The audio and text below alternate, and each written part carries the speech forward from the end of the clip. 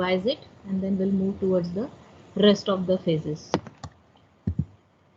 So as we know, general model of compiler is basically a phase-wise structure, and then we are translating our source code to target code phase by phase. So it will be having around 5 to 6 phases. So source program given as the input to your first phase, that is lexical analyzer, which will analyze and generate the meaningful tokens. As well, it removes blank spaces, comments, white space, everything. And then it reports lexical error if it exists. Right? Then this stream of character is called as token, given as the input to second phase, that is syntax analyzer, or we call it parser. So parser will check syntactic or grammatical meaning of your tokens. So it will combine all that individual words according to the grammatical rule written by that parser, and if it is satisfied, it generates the parse tree. If any error exists, it reports syntax error, and then that parse tree is given to your third phase of a compiler, that is semantic analyzer, where we are going to perform type checking. And if meaning of the operands combined together is semantically correct, then annotated parse tree is generated. So the annotation means meaning of or some information is added wherever essential. For example, if you need to convert one of the variable to other type, so typecast is required. So that typecast information is added with that node in a tree. That's why called as annotated tree. Then that annotated tree is forwarded to the rest of the phases. If all these three analytical phases collect the information about symbols, it will be stored in symbol table. If they are having any error, they reports the error. So lexical analyzer reports lexical error, like spelling mistake kind of error. Syntax analyzer will report syntactic error, semicolon missing, parenthesis missing, comma missing, likewise. And the semantic analyzer will generate semantic errors, like type mismatch error, L value required error. Okay. If error free, then it will forward the tree to the intermediate code generator, that is the fourth phase, which will generate intermediate code. So intermediate code is the smallest expression that can be easily converted to target code. Okay. So here we are going to use either 3 address code format, quadruple formats, or indirect quadruples. 3 address code means it will be having 2 operands, 1 operator, and 1 resultant. Quadruple is also same, but instead of writing in information format, it will store the info in the form of table. And the indirect quadruples are like index kind of structure. Okay, so you just have to remember the name because you don't have detail right now. It's just an overview for your syllabus. And then that intermediate code is forwarded to code optimizer. So up to fourth, I've explained all those things in the last lecture. So quickly I'm going. Next phase is code optimization phase. Code optimization is essential because you can generate optimized code, or you can say the code which we can execute faster, performance wise better. So it's kind of transformation technique. Okay, so it helps you to improve code by making some changes which will help us to use less resources. We can utilize less memory, less processor time kind of thing, and it will help you high speed code to us. So this optimizes code based on intermediate code generation, because when you are converting your source code to intermediate code, some statements are added which are which we can easily optimize, depend on the situation. Okay, so I'll give some examples so that you'll be able to understand how optimization works. And basically we are trying to optimize in the context of time and space. Either we are able to save the space or we are able to reduce the time. Let's specify why we require optimization. So here programmer will have less burden. It will help to reduce programmer's burden.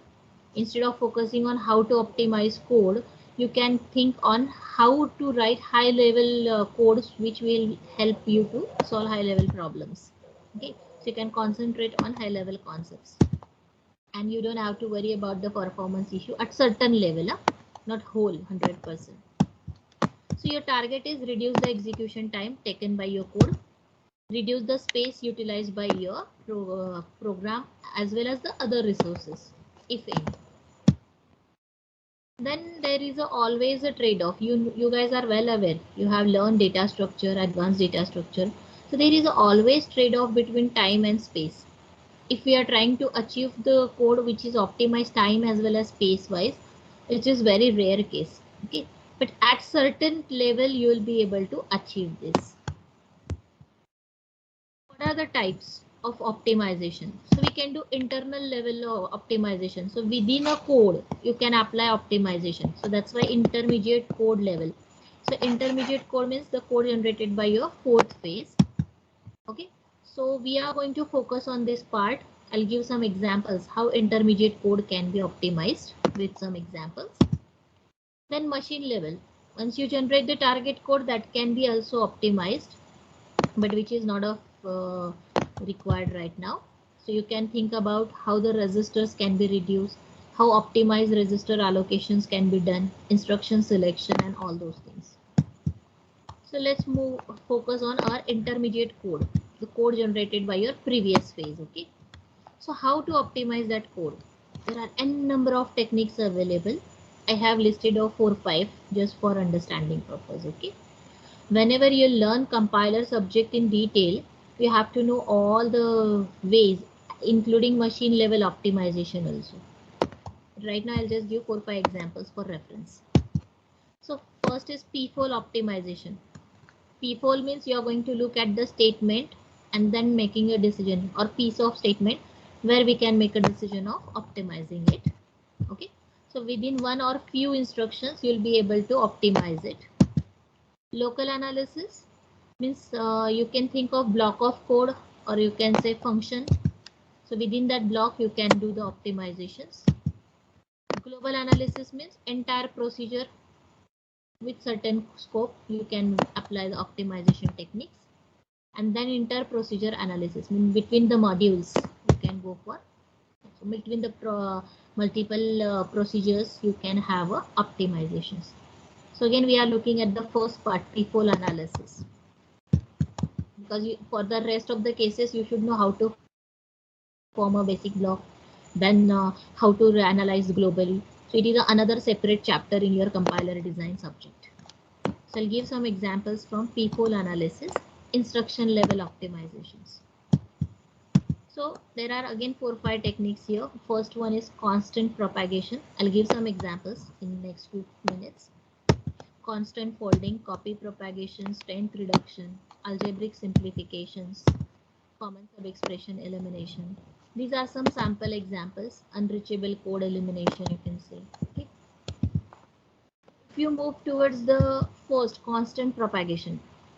So what we have to do here, if we are taking some variable whose value is fixed, okay, you have assigned and it will be used in that way in your program. So many times we are using that variables, right? So whenever you are using loops, when you are executing your loops, you are trying to access the value of that variable, okay, and that value of variable is available in a memory. So you are taking more than one memory cycle to reach to that data and then access the value to that location. So in that cases, if we can replace that values, if it is not going to change throughout the program, that can be replaced by its value directly. That's why we call it constant propagation. So here value of a variable is constant, then replace the variable by constant. Direct value insert kar do instead of accessing variable from the memory location. Now this can happen at the time of compilation, okay? If you do it in your program, you will lose the flexibility. If user is giving the value of that variable as 10, and if you have replaced it by 5, then it will not of use. So at the time of compilation, very first time compiler will identify what's the value, initial value, and then replace it by that value. If you give 5, replacement will be done by 5. If you give 10, it will replace it by 10. Like that. Okay. If though you have not defined that variable as constant, but you have assigned some value to it. so that value can be added instead of variable name, specifically for looping mechanisms. Okay, so the variable may not be always constant, but if its value is not changed throughout the looping, we can replace. So let's take an example. If you have variable n as 10, value is 10, and then c is 2. Suppose I'm writing a loop here. I is equal to 0 and it will vary up to n minus 1. So when you are and then some value, see here in a curly bracket, one statement is written. So s is a variable which is updated every time by adding I into c. C is fixed. Only variable I is changing throughout the iterations. So every value of I is multiplied by c, right? So c is fixed for this loop. वो 2 से ही multiply होने वाला है. So whenever you are going to execute each iteration, what will happen?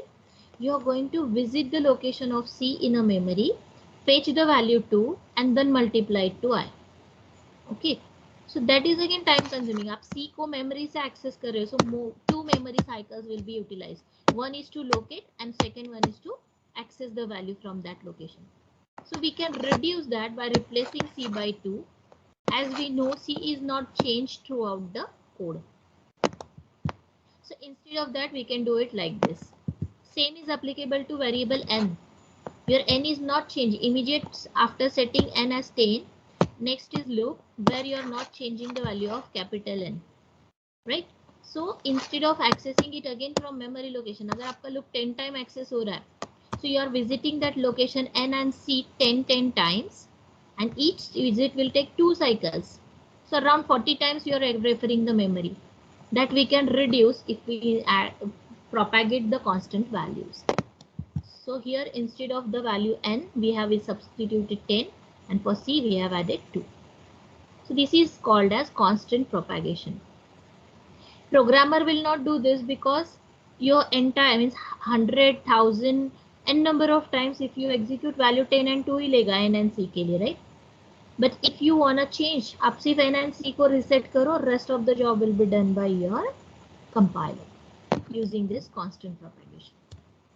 So here you are helping to reduce the memory access time. Same if you take the second example here. If c का value 2 है, right?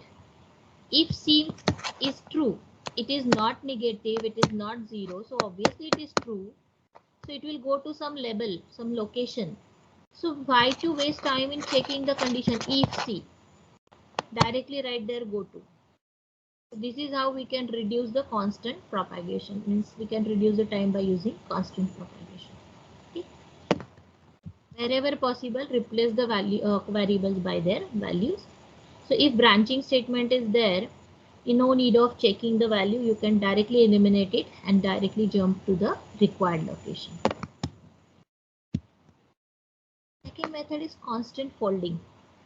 Constant propagation means you are not computing any value, you are just substituting value of variable where we are going to perform some looping mechanisms. So instead of accessing that n number of time, that memory location, we will replace it by its value. Now, if we look at constant folding, so again we are going to compute some constants here, and then that value will be added in your programs. So let's see the example. There is a statement x is equal to y, some operator, and then z. Okay. OP stand for operator. It may be plus, minus, multiplication, division, any other operator. Shift. Or you can say x is equal to operator y. So if it is a unary operator, minus y kind of thing. So if such a statements you have in your intermediate code, okay, and if y and z are constant, y and z का value change ही नहीं हो रहा है, okay, so what will happen? X is equal to y of z, operator भी change नहीं हो रहा है, your y and z are also fixed. So every time if you compute this expression in a loop, n number of time, value will remain same, right? So why to waste time? So compute once and use it n number of times. So here y and z both are constant.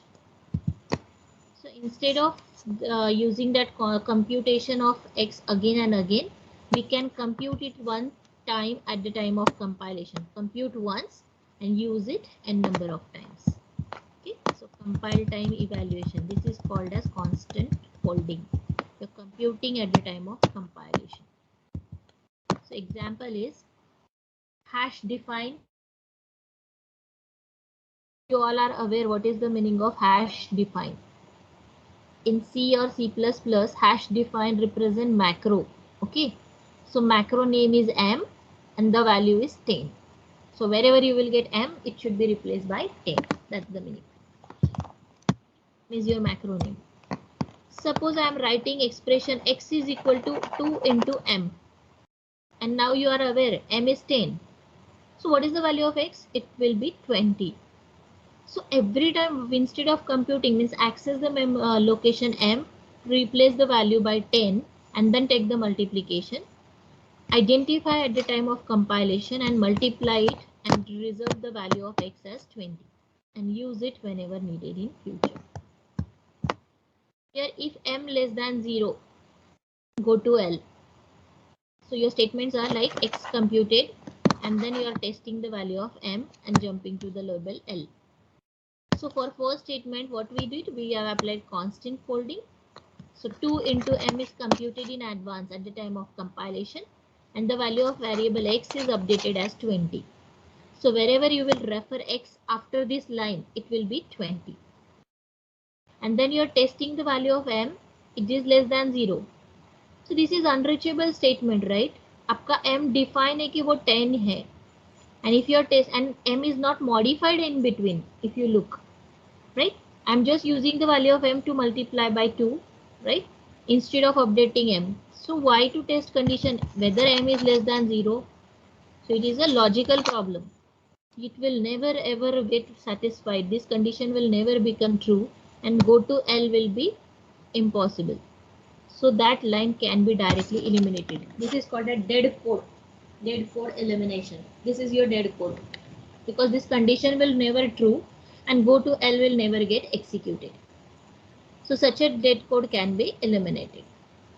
Programmer is not going to add such a statements, but during intermediate code, there is a possibility of such a statement generation. And that's why we have to work in that way. Okay. So this red line can be eliminated. Y is equal to 10 into 5. So you guys are aware 10 and 5 are fixed. So value of y will remain 50. So compute at the time of compilation and use y as 50 wherever essential. So what is the difference between previous mechanism, constant propagation and constant folding? So as I said, constant propagation means you're going to substitute the value of a variable.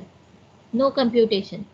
But in case of constant folding, you are substituting the value, computing it at the time of compilation, and then value of that variable is identified during compilation and use it at the time of execution.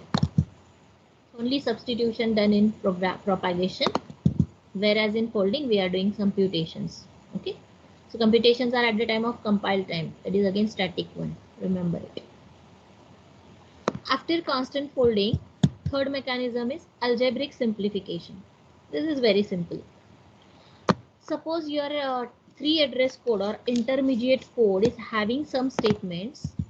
Okay, if x is equal to x plus 0 or x minus 0, it happens. Okay, when you generate intermediate code, no, you will get such a statement when you are working on arrays I is equal to 0 kind of thing.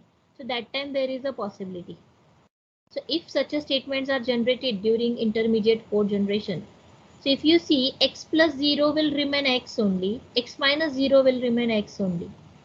So we can directly remove this such a statement. Similarly, you can take second example. X is multiplied by 1 or divided by 1.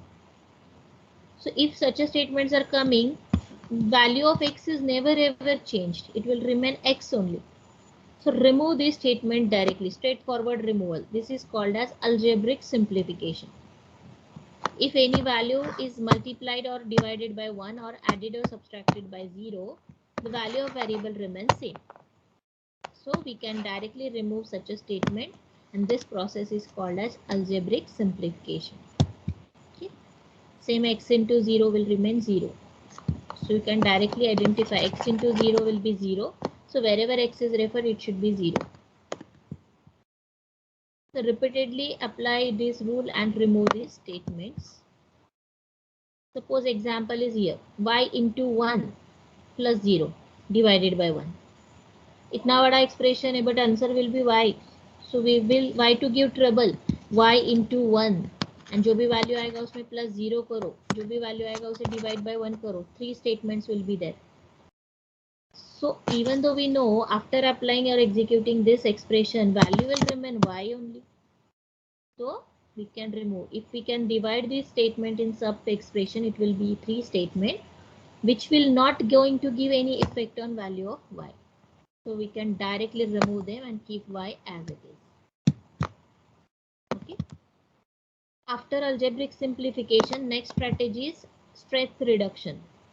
Strength reduction means if any expression is involving costly operations, that we can remove or replace by simple or cheaper operators, you can say. So examples are very simple. Replace all expensive operators by simple or cheapest operators. So if you take multiplication, so multiplication by 8 is a time consuming. So if we use shift operator, they are working faster. Okay, shift operators you may have learned in DELD. So recall that. So x variable will be multiplied by 8 is costlier than the shift operation by x shifted by 3. So better to replace it. Answer तो same ही रहने वाला आपका, सिर्फ performance will be improved. Second, power operator, x raised to 2. So x raised to 2 or power is costly compared to multiplication. So if I replace it, x raised to 2 means it's a square only, right? So x into x is going to give same result. So here we have reduced the strength. Time required to perform power operation is more than the multiplication. So we can replace multiplication, multiply by 8 is costlier, so we can replace it by shift operation. We can use some formulas where additions can be used for generating the results. So the ultimate role of strength reduction is replace or costly operators, expensive operators by simple or cheaper operators. Next is copy propagation. Previous was constant propagation, constant की value propagate की थी. Now copy propagation. So copy means value of one variable copied to other, that can be used in rest of the cases. So you're just moving data from one location to other location, and that can be used. So why to waste time in moving data, right? So that can be handled using copy propagation. It is just an extension of your constant propagation method, but here we are working on the value of variables. So if y is assigned to x, y का value x को assign किया, and then y will be replaced, y will replace x till the x assigned again. X update हो रहा है future में. So how it works? Let's see the example. See here, my statement is saying assign the value of y to x. So first half of this example is assigning the value of y to x, and then s is equal to, in next iteration or in next statement, s is equal to y into f of y is there. Okay, y का value x को assign हो रहा है, and then y into y, f of y, function of y is there. So y to propagate the data, y की value x में क्यों डाली है, right? Or if x is utilized in future, so what you can do? Replace y by x. S is equal to, just a minute, sorry, my sequence is going wrong. X is equal to y means you are substituting the value of y first, okay, and then you are writing s is equal to x into f of x. Unnecessarily we are moving data from y to x, and then x is utilized. So instead of this copy propagation, y to x and then x utilization, we can generate the result replace x by y. When you are assigning y to x, so you are fetching the value of y from the variable, okay, putting it in a x. So locating y, access the value of y, locate x and substitute the value of y to there. 4 memory cycles. So instead of that, we can directly replace x by y if further x is not updated. and that is what the copy propagation is. So result is shown by arrow, how we are replacing x by y. So directly x की जगह y लिख दो, f of function will call the function itself passing the value of y. This is how two statements are replaced by single statement, and unnecessary copy statement will be removed.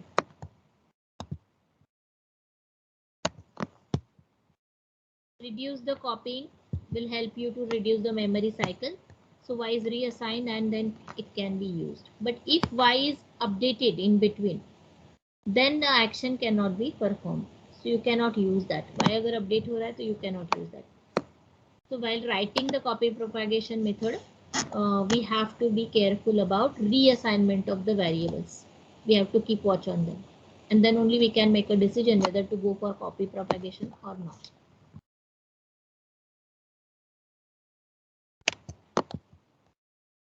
This is how P4 optimization 5 techniques I have explained. Strength reduction, algebraic simplification, copy propagation, constant propagation, and constant folding. There are many more like common sub-expression elimination, dead code elimination. So let's see, next slide is on common sub-expression elimination. So if your 3 address code is having common sub-expression, multiple lines are there where common sub-expressions are used, and the value of that variable is not changed in between. So why to compute that sub-expressions again and again, right? So what we can do? Apply simple funda. Compute once, use n number of times. So let's see the example again. You have very first 3 address code statement as b plus c assigned to a. Okay. And again b plus c assigned to c. Now please pay attention here. B plus c added and assigned to a. Then b and c added and assigned to c. B and C added assigned to D. So if you observe here, these are my common sub expression. B plus C is common, right? B plus C, B and C का value common use हो रहा है. We are adding and then assign it to different variables. So if we can remove these common sub expressions, compute it again and again. 3 times compute ना करते हुए, compute once, use it multiple times. But here the difference is, at the time of second computation, your C is updated. Okay. So the value of C carried in first statement will be same as in second statement, but second statement में C reset हो रहा है. Okay. So when you refer C in the third statement, D is equal to B plus C. Okay. So there if you observe, C is modified. So even though your statement expression is common 1B plus C, result will be different. So वो वाली line आप replace नहीं कर सकते. So what the effect is after applying sub-expression elimination? So look at this. Compute the B plus C. You have preserved the value in A. In the next line, again computing B plus C is giving same value, right? So मैंने A को ही C में copy कर दिया. Okay? That A is copied in C. But last statement मैंने change नहीं किया because C is updated. Statement number 2 is updating value of C. That's why C is propagated and used in a third statement. This is a computation. You're copying that value to A instead of recomputing. Direct reference लिया आपने value का. Okay. So this is the way of removing common sub-expression elimination. Compute once, use it many times. And these kind of examples are useful when you are handling array index calculations. For example, C of I plus 1 is equal to A of I plus 1 plus B of I plus 1. I की value तो fix है पूरे statement में. 3 जगह पे आप I plus 1, I plus 1, I plus 1 compute कर रहे हो, right? So compute once, use it at all rest of the 2 cases. So it will help you to save the time. During compiling or computing a value of index I plus 1 is used. So it is reused 3 times. So we can replace it with the help of its value. This will not be visible at your end as a programmer. This is at compiler level, or you can say intermediate code. There this kind of optimization is possible. These in all these 4-5 techniques. If you have any questions in optimization technique, otherwise I'll move to next phase, that is last phase of compilation. I'll just repeat. Constant propagation means you are going to substitute the value of variable if it is not changed in between. Constant constant folding, you're computing the sub expressions whose value remain constant after computation at the time of compile time.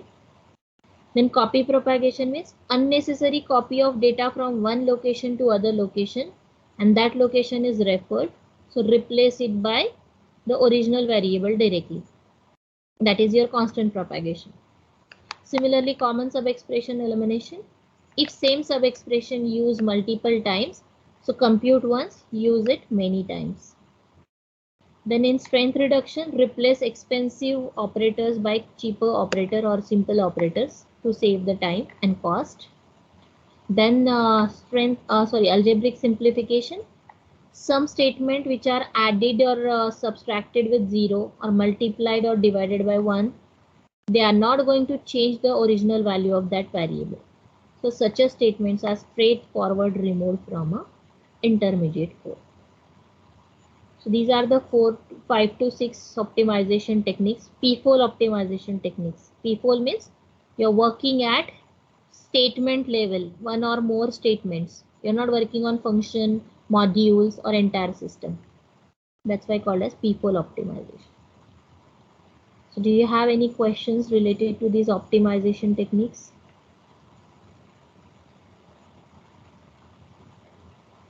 Till today, my theory question is asked.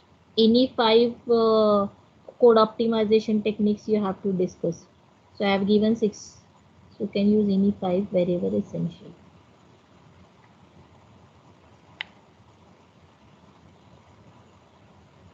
Everyone have understood? Yes or no?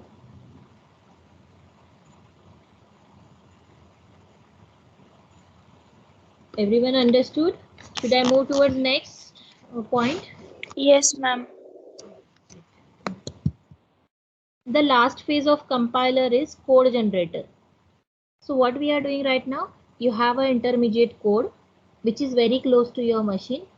We have optimized it by removing various unnecessary things like we had seen in last 5 to 10 minutes. And that optimized code we are providing to code generator. So what this phase is doing, it will go through your each and every line of intermediate code and then try to convert it in a assembly language or machine language. So here I am explaining the compiler which is generating assembly language, and you guys are aware how to convert assembly language to target code machine language. You have learned it in a first unit. Produces target code and depends on machine architecture. That's why machine wise it may change with the instruction names or the size of instructions, you can say. So target program is normally a relocatable code, okay, which is having a object file understood by your machine, executed by your machine. So assume that we have architectures, general architecture with the instruction which is using 2 operands, okay, and 1 operator. So one operation can be performed and minimum 1 operand should be there, minimum 1 or 2 operand should be there. Okay. So one of the operand, if you keep it in a machine register, normally most of the machine architecture keeps 1 operand in register and then second fetched from any other location. RARX format, SI format, you have learned in assembly language, right? So if we consider, look at the top corner of your slide, red color 3 address code I have given, sample code, which is optimized, okay? So T1 is a temporary 1, T2 is a temporary 2. So what I am doing here, 2 variables are multiplied together, identifier 2 and 3, multiplied and store the temporary multiplication value in T1, which is added with the constant value 1. So the result will be generated in T2 and T2 is copied in ID1. Okay. Apply optimization technique. So first line is not having any optimization scope. Second line is also not having optimization code. But if you look at the third, we are moving data T1 plus 1 to temporary 2, and temporary 2 is copied in ID1. So this is copy propagation, right? Reverse copy propagation. So instead of using temporary 2, if I use ID1 directly, so my code will be optimized. One line can be reduced. So see the bottom side of your slide, I have added 3 address code over there. Optimize 3 address code. So instead of keeping result in T2, directly assign it to identifier 1. So एक memory cycle कम हो गया, आपका एक statement directly remove हो गया, execution of last statement. So unnecessary assignment is reduced. And now we are using this optimized code to generate a target code. So my arrow is helping you to do that. So according to our machine, hypothetical machine, one of the operand should be in a register. So if you want to take multiplication, either you have M as a mnemonic or MUL, multiply, MUL as a mnemonic name. But multiply will require one operand in register. Either ID1 or ID2 should be in register. So we are going to move first operand ID2 in a register using move statement. Okay. So my box is highlighting which statement we are processing. So move the value of ID2 to ID register 1. This is hypothetical machine, okay? If you try to convert in IBM 360 machine, the change is instead of move, we will have M for multiplication. Instead of R1, we will have only number 1, okay? Register number 1. So M1 comma ID2. So you will be able to map. Then multiplication. For move, we have used load statement. I'm so sorry. For IBM 360 machine, for moving, we have used load statement. So load 1 comma ID2. So after register 2, register 1 will be loaded with identifier 2. And then after using load statement, हम multiplication को जाएंगे. So multiply content of register 1 with ID3, third variable. So for single line in target code, you have added 2 lines. First, load the first operand in a register. Second, multiply with content of register. And then third line will add. So your result, multiplication का result आपके 3 address code में T1 में है. But in assembly code, it will be in register 1. So directly you can multiply register 1. Sorry, directly you can add register 1 content to constant 1. Immediate operand 1. So add or A statement is used. Register 1 content will be added by #1. #1 means immediate operand 1, constant value. And then move that result to content of register 1 to identifier 1. So for 2-3 address code lines, we have written around 4 assembly language statement that can be converted in a machine code, either in hex code or binary code, with the help of assembler. And you have already learned assembler, so you are aware how we can do that. So this is how code generator works. Whatever optimized code you are passing, it will scan it line by line and using the free register.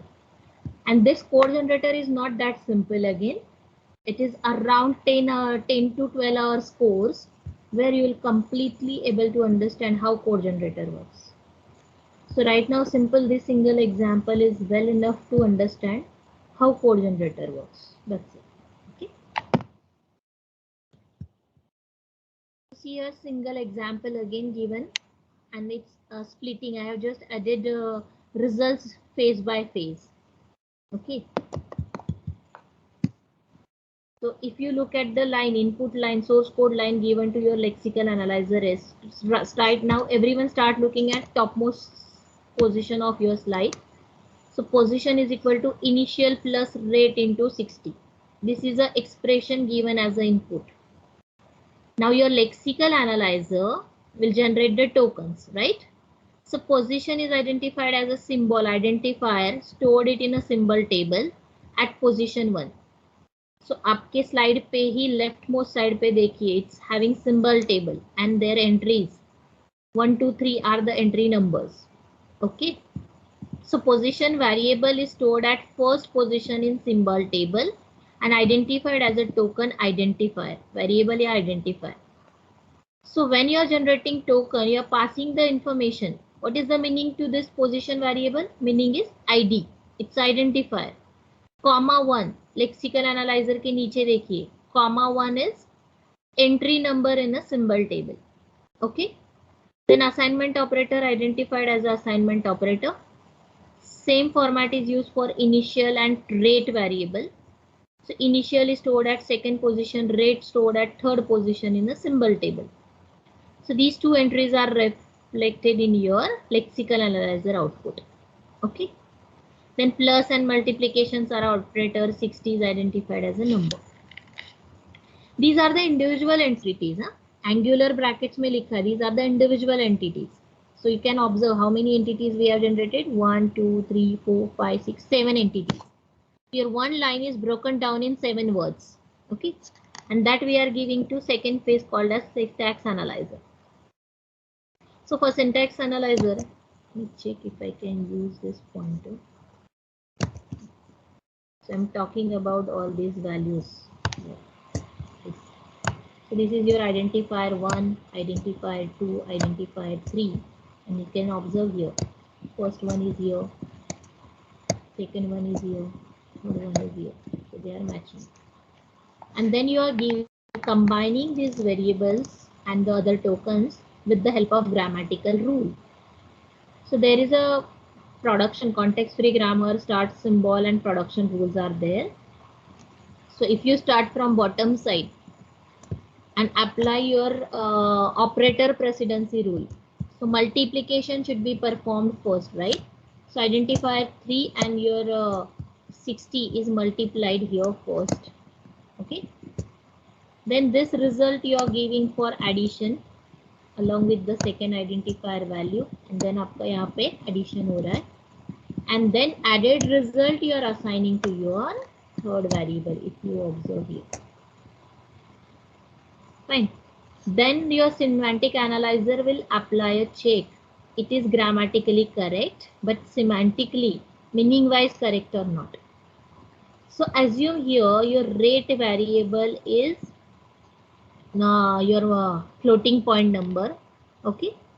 So whenever you are going to multiply your floating point number with constant value 60, so it's not going to work, right? So what do we have to do? We have added here annotation. Look at the annotation. Okay. Int float. So int float is given integer to float conversion, means value 60 is in integer, typecast kiya float, and then we will multiply here, and then rest of the computation. So what annotation is added here? Typecast required. 60 is converted to floating number, and then further execution will be done. And then this information is passed on to your intermediate code. So very first step, what we are doing? Convert 60 to float. Typecast हो रहा है. That converted value is in temporary 1. So that is multiplied with identifier 3. Result is stored in temporary 2. Result is stored in this temporary 2. That we have used in third statement, added with variable 2. Result is in temporary 3. And result temporary 3 copied to identifier 1. तो ये हो रहा है आपकी position identifier represent कर रहा है position variable. If you observe here, some optimization is needed. Okay. So integer to float, we know typecasting means what? So 60 directly converted to 60.0 at the time of compilation. So first line is totally removed. Multiply it and store the result in T1. T1 is added and result directly. Copy propagation is removed. So we have applied here copy propagation and constant propagation. Both the technique and optimization is done. And then optimize code given to your target code generator last phase. So if you observe what we did, identifier 3, first operand should be in register. So according to IBM 360 machine, identifier 3 मैंने load किया register 1 में.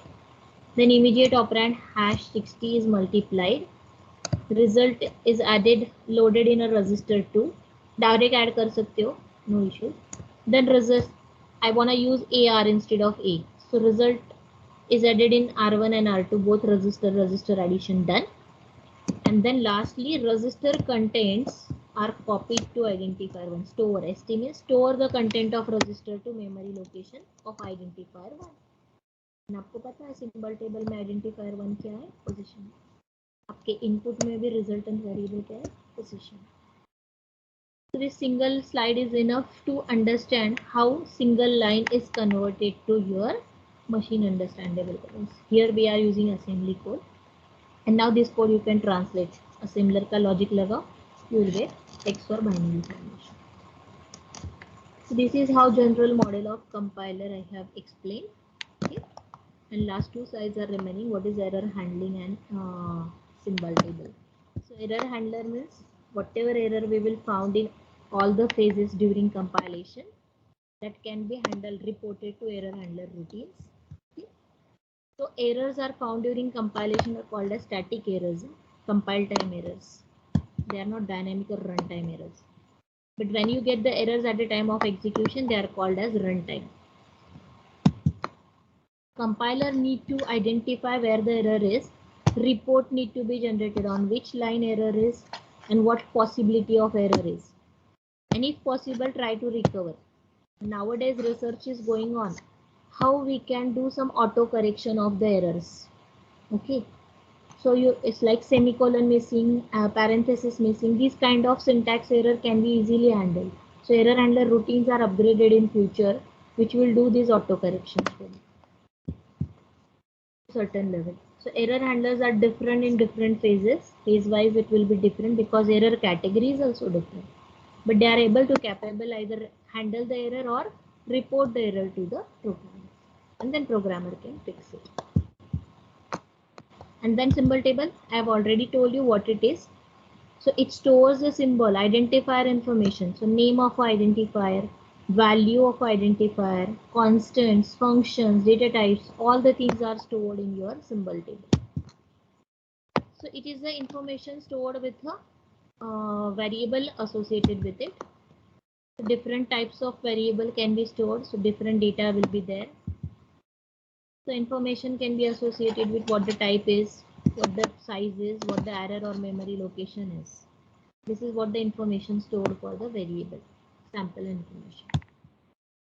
If you talk about functions, so what is the return type of function, name of a function, argument passed to the function, okay, the location where the body or if the definition of your function is stored.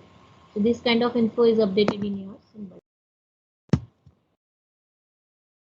So every phase is having access to symbol table. They may store or access the data. Usually scanner, parser, first three phases, semantic analyzer. First three phases will update the symbol table. Rest of the three phases will use that information. Okay. Intermediate code generator, code optimizer, and final target code generator may use the appropriate information from that symbol table. And how you will implement the symbol table? So hash tables are efficient way to implement symbol tables. So whenever you will implement symbol table, prefer to use hash tables. I hope you guys have learned hash tables in advanced data structures. Can anyone tell, have you learned advanced data structure, hash tables, hashing concept? Have you learned? Yes, ma'am. Okay. So same concept is used when storing data in a symbol table. You can use hash values. And what is the benefit of using hashing? Can anyone guess? Why to use hashing concept? Ma'am, the search time is constant. Yes, it will help you to reduce search time of symbol table. And then here your syllabus of second unit is over. I'll just tell few terminologies, then I'll wind up.